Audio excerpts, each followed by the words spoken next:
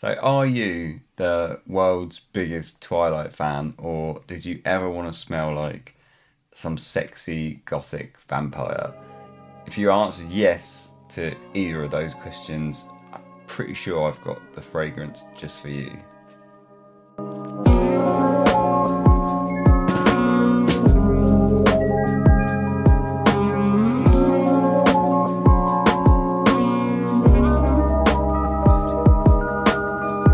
Welcome back to Talking Sense. Today we're going to be taking a look at Jo Malone's Orris Sandalwood. It was released in 2016.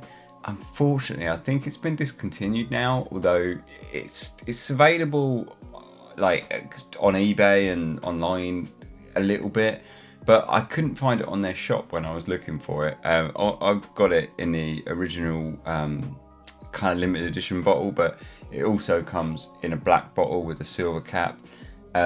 Which is the Cologne Intense line, where they're kind of all in black bottles with silver caps. The perfumer behind it was Pierre Negrin, and he's absolutely mostly famous for Amouage Interlude, and he also did the Menagildo Xenia line that was Indonesian Oud, Italian Bergamot, Sicilian Mandarin, Javanese Patchouli, which I've reviewed on the channel before. So that line of Menagildo Xenias, he did those as well. And yeah, they brought him in, Jo Malone, to do Orris and Sandalwood. It's really kind of, I mean, as with all Jo Malones, it's pretty transparent. It's called Orris and Sandalwood. That's what you're going to get. There are some other notes listed. So the official note listing for it is obviously orris root, galbanum, labdanum, musk, sandalwood, violet, geranium. Personally, I find it to be, I'm sure it has all of those things, but I find it to be a lot more linear than that and a lot more simple than that. The good thing that I will say straight off the bat that we'll just kind of get out of the way now, Jo Malone, they're pretty awful longevity a lot of the time. Well, I'm not sure, this is the only Cologne Intense one that I've smelt, but this one, the longevity is beast. It will last at least all day, at least.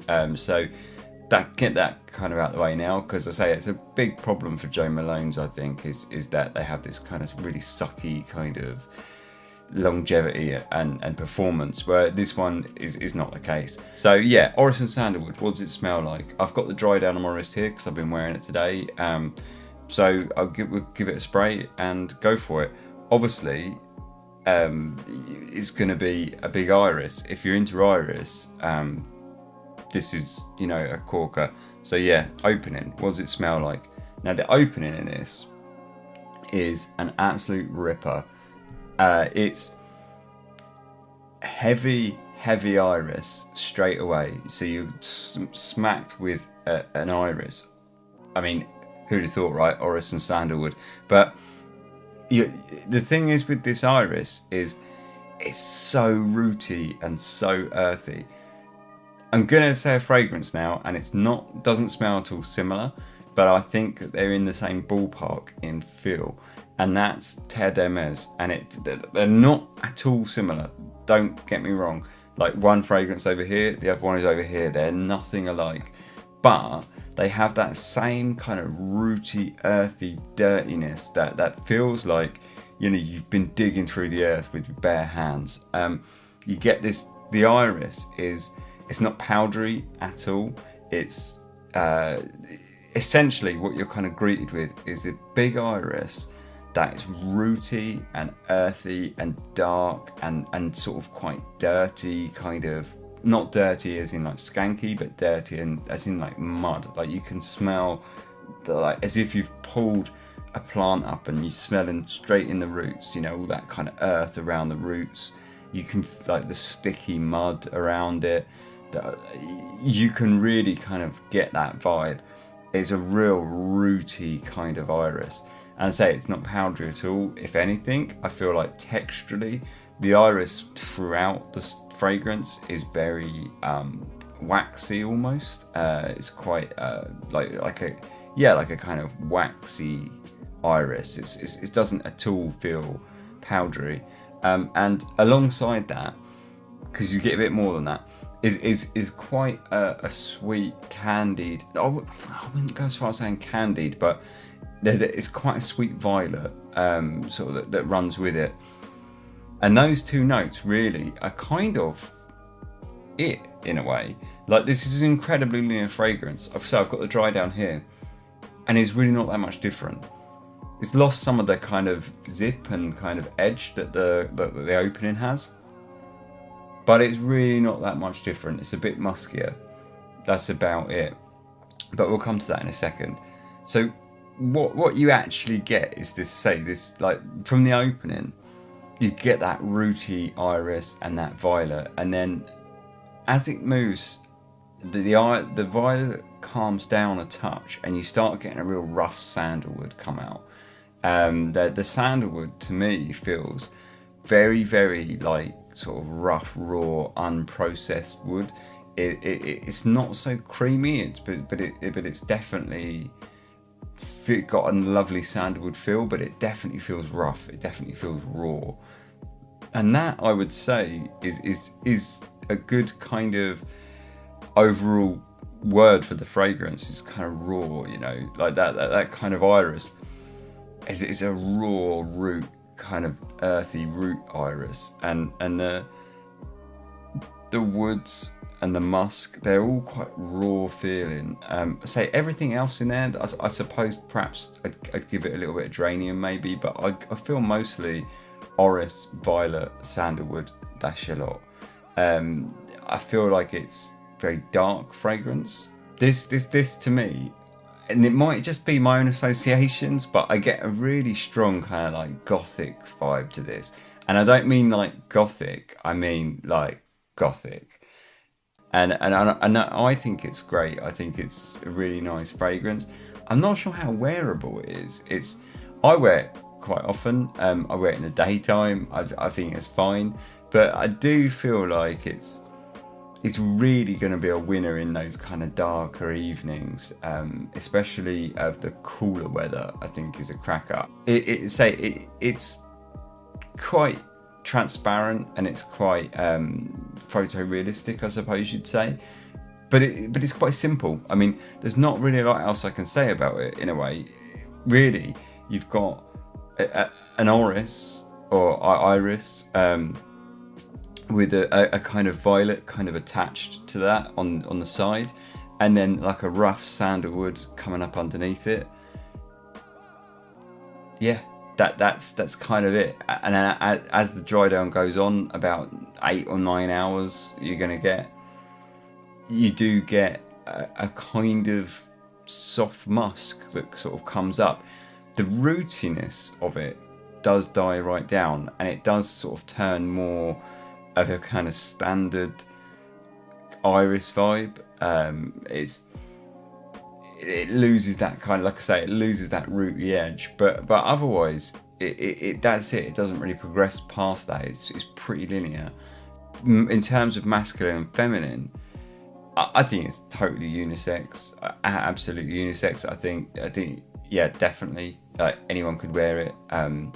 Dress it up or down. I think it's really versatile like that. I think if you dress it down, it's quite casual. It's got that kind of peppy violet in there to kind of like keep it cash, but at the same time, I think if you dressed it up, it would feel dressy. I think it's got enough in it to make it feel quite dressy.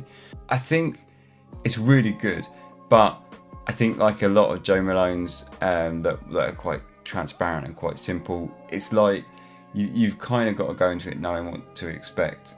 And you're kind of told what to expect, but I mean, don't expect any more, because it's certainly not going to bring any more. You know, Orris and Sandalwood, that's what you're getting.